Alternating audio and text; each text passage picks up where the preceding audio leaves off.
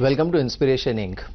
I have a man with me who is virtually responsible for building India from the scratch.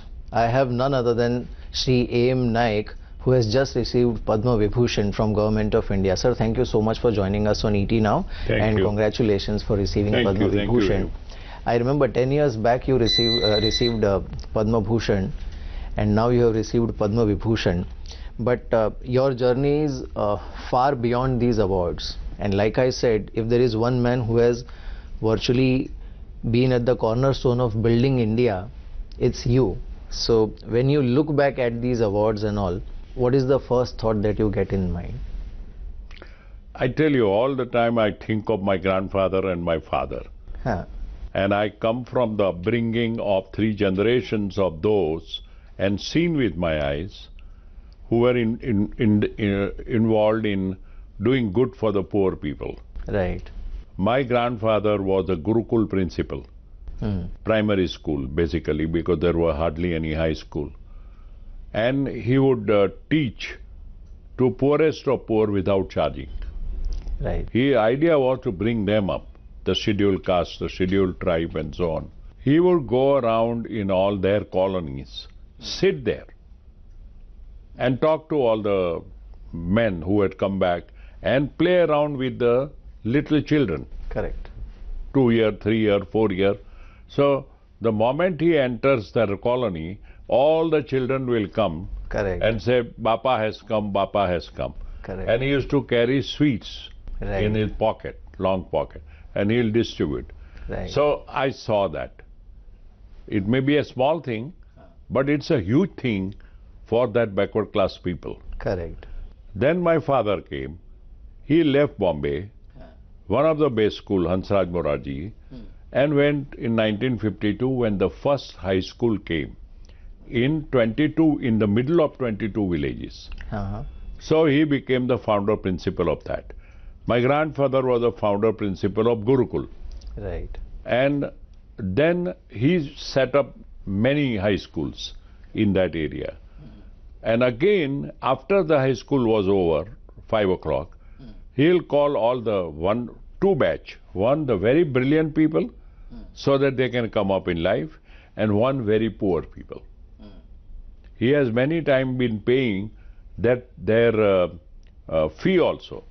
So, but provided they are good students.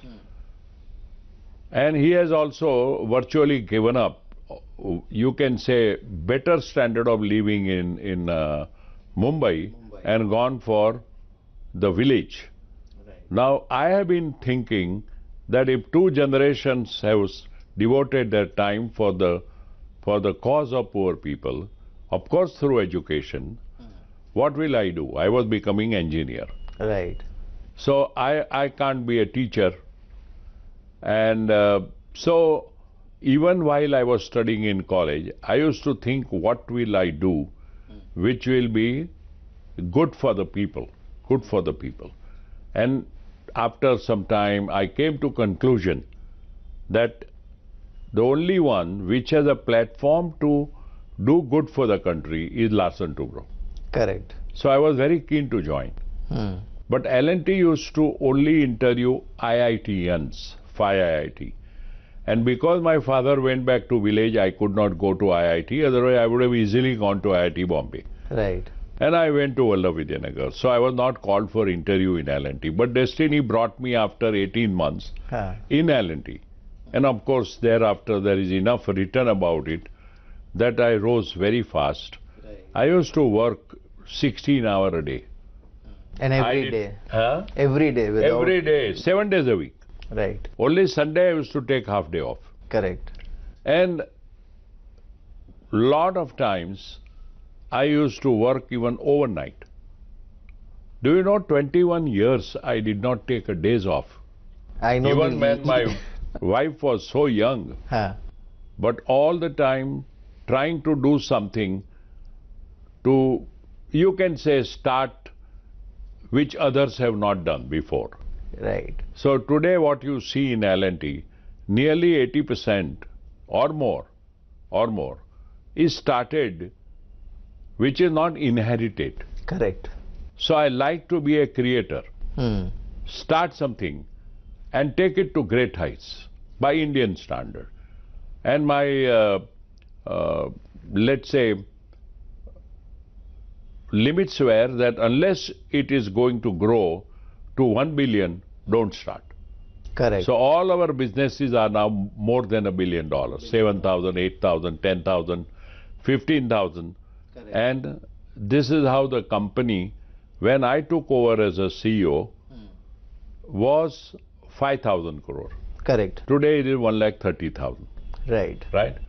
All in last 18 years or so.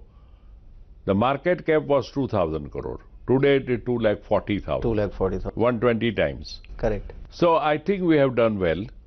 But then it is very well crafted planning, strategies, getting rid of small businesses, bringing some good ideas which can take us to $2 billion plus every business.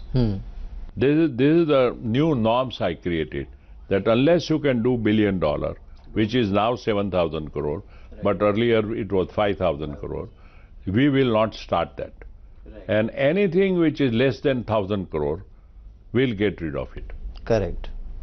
And 1,000 then became 2,000, and now, of course, there are except 3, 4, which are not being sold or not easily being sold because of the market condition. All the rest are sold, and we cleaned up the company balance sheet. Correct. So I think we have at least in public eyes, shareholder eyes, we have done reasonably exceptionally well. No, absolutely. But what I want to understand is, at the beginning of your career, you had that option, and you also mentioned that some of your friends actually went abroad to build their career. When you started off, in fact, I remember that one of the companies where you had applied, Mukund Iron Ore and Engineering, and you were not selected because they felt that the language could be an issue. From that point, not selected. They made a comment that don't you think your English could be better? And this was done by a personal manager. Shukla was his name. And then after that, after filling the form, Viren Shah was the managing director. And he was a student of my father. Okay. So he was going to give me the job anyway. But then, while going back home, I started thinking whether really I should take this. Correct. I think let me wait for another month and see if I can get it on own merit. That is how I did not accept Mukund, because it had a touch of being influenced. Correct. And I went on merit with 50 rupee less, 400 to 350, in a small company called Nestler Boiler. And from there, of course, 18 months later, I came to L&T. Right. But you were always hungry for work. A lot of people are hungry for fame, money, success, but you are always hungry for work, because I remember when you moved from Nestler Boiler also, one of the key reason for your movement was you were somewhere feeling that you had hit a ceiling in terms of what better you can do at your work. So what keeps you driving this constant hunger for improvement? Where does it come from? I look around the world. Where is India compared to US or compared to Europe or compared to Japan? And I find, because I travel, long way to go. And therefore I had an urge always to do better and say, catch up, of course, with our competitors, not catch up with the world. But our competitors are part of the same world. Correct. Right? And I'm telling you today, in number of businesses, we are in top 3 in the world. So that was because the target we had set, that we got to be reckoned outside of India at a global level and not within India alone. And that really has pushed L&T today, well recognized in our areas, all over the world. If you look at the performance of India as a nation, as a country, or as an economy in last 15-20 years, and you have been very vocal about it, that there were a lot of missed opportunities. There are a lot of opportunities which we grabbed. But if you look back at the period from globalization till now, Do you think India as a nation has been able to achieve what it should have achieved? I think much more could have been done. You just compare what India could do in last 15 years and see what China did in last 15 years. If you go back to 30 years horizon, 35 years ago, we and China were same. Our per capita income was nearly same. We may be even having little better than them. And then we slowed, we did not work hard enough, and many other impediments that came, and the Chinese really work like a capitalistic society. You know, although they were called communists, they behaved like a capitalistic. And really, what they have done is amazing. Today, they are 5 times bigger economy than us. Right. Almost same people, okay, 20% more people. So their per capita has grown more than 5 times than us in the same period. So I would say that it is very regretful for me, having seen this disparity happening year by year by year, and you need a very, very strong system. Democracy is a very luxurious form of governance if you are not mature enough. Correct. If you are going to go to villages and give speeches and excite people who don't know what is good for them and somehow win election, which is what our democracy is doing.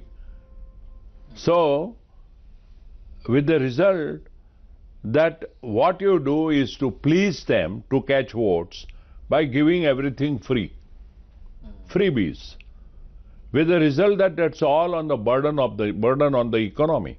And yet, if you look at it, your responsibility to the people, you get a feeling anyway they have to have enough to eat and live in life reasonably okay. Right. But instead of creating wealth and living, we have created poverty and give it, and with the result per capita income is not climbing in real terms at all. Correct. You also need strong leadership. What is your take on the current leadership and Mr. Modi? Because at least the global perception has improved a lot. Well, Mr. Modi, of course, would like to do a lot for upliftment and betterment of India. I think he has tried to do it in last 4 years. He is very knowledgeable. He speaks well. He can live in international community on any subject for discussion. So I would say we have a good leader, but taking all people together and creating a collective leadership and handling even the opposition thinkers reasonably well, possibly we could have done better.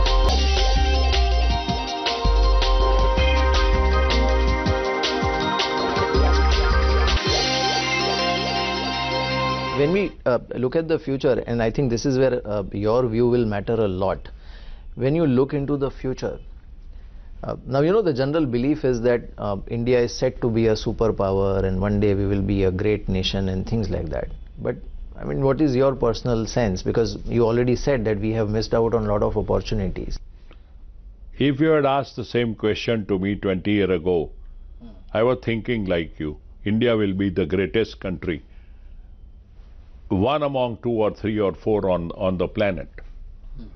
But today I am a little disenchanted, if you ask me. Because at the speed at which we should have grown, we haven't grown. You can say 7%, 8%.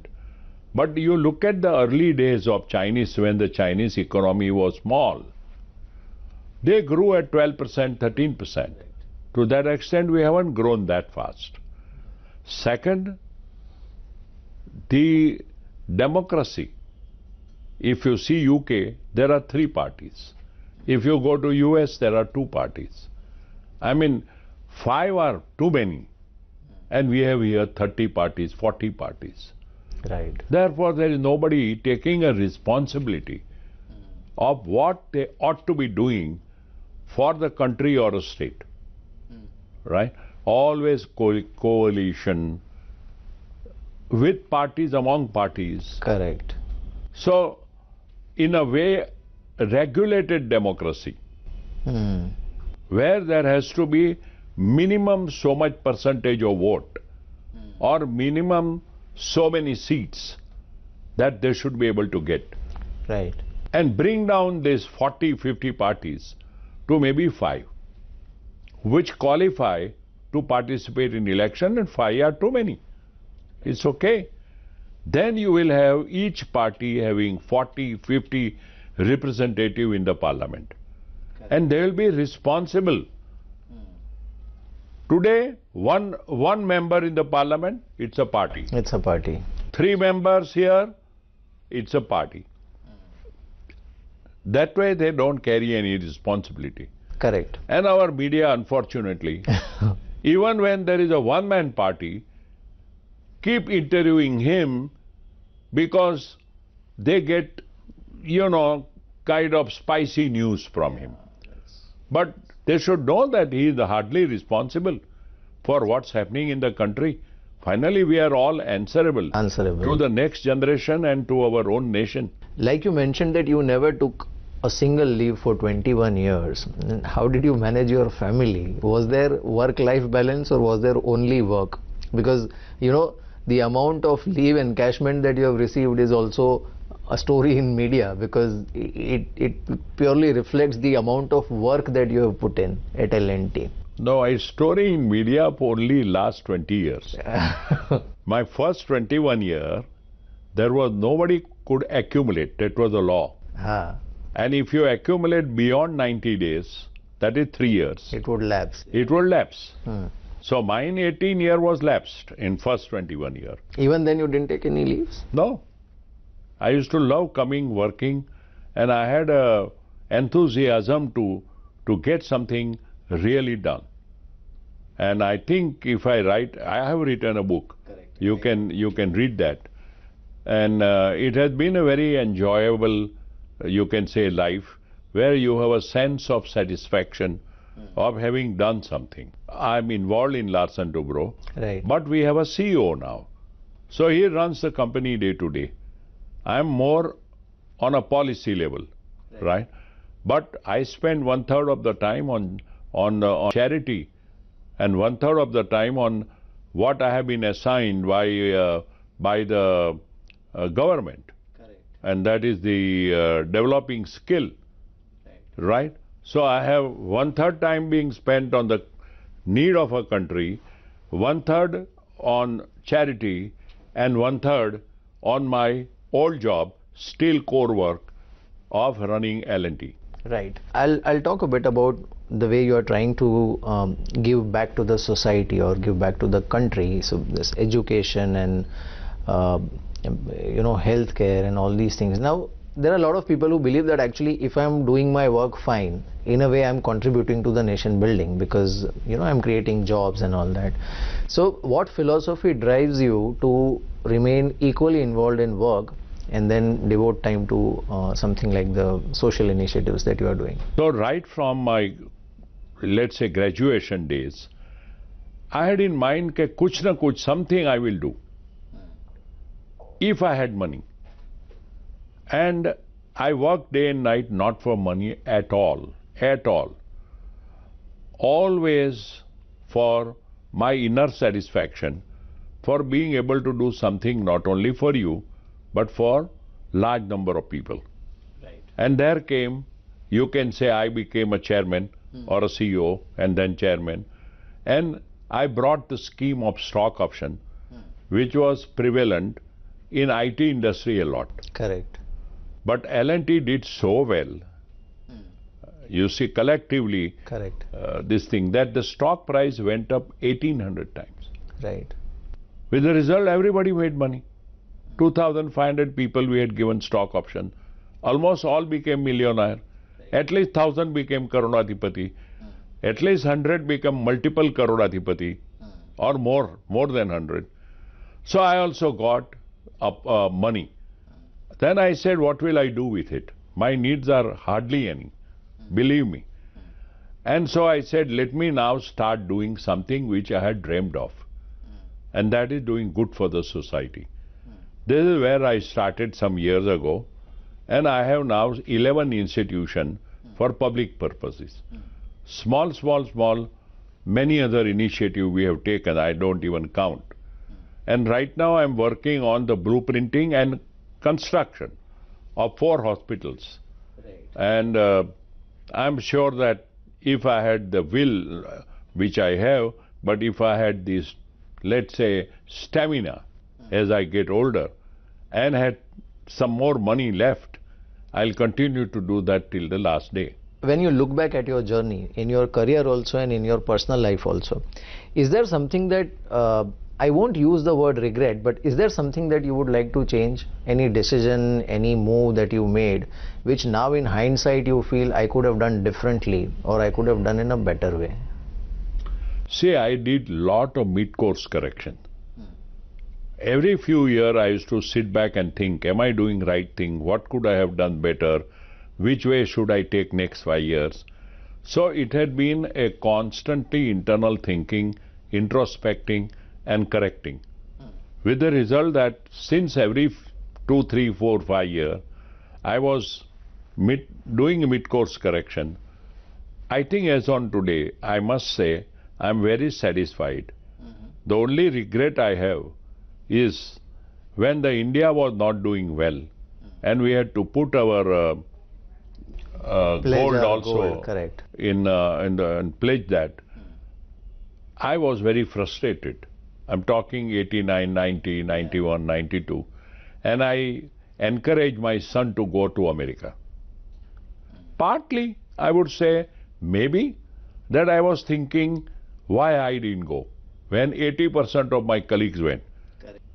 If I had gone abroad, possibly I would have turned up after 2 days, 3 days like today. Lot of NRIs do. And their parents are in cold storage. That regret I don't have. That is the deepest part of my satisfaction. They are your biggest inspiration, your parents, your grandfather. What would you like to tell the current generation? Because it is this generation, the young Indians, and we often speak of democratic dividend. It is actually their responsibility now to drive India ahead. And somewhere there is a strong sense of belief and disbelief both. So while everybody believes that India will be a great story, when it comes to their individual life, there is a lot of future anxiety that you come across when you have that conversation with youngsters. What would be your message to them? See, number one, today if you open any TV, news, or for that matter any newspaper, there is enough written in that which frustrates young minds. With multiple parties, 10, 20 of them, many of them internally quarreling with each other, you start wondering, is it really a true democracy? Is it a democracy that you inherited? And is it going to make India great? And sometimes even a man like me start wondering, is the process really fast enough or is it slowing down with every 6 months passing? So it's a worrisome situation. So therefore, the advice I can give it to young people is first to participate little bit in a politics of the nation. Not take it as it is other people's somebody business. else's job, yeah. I think India will see a tremendous improvement in the future decades.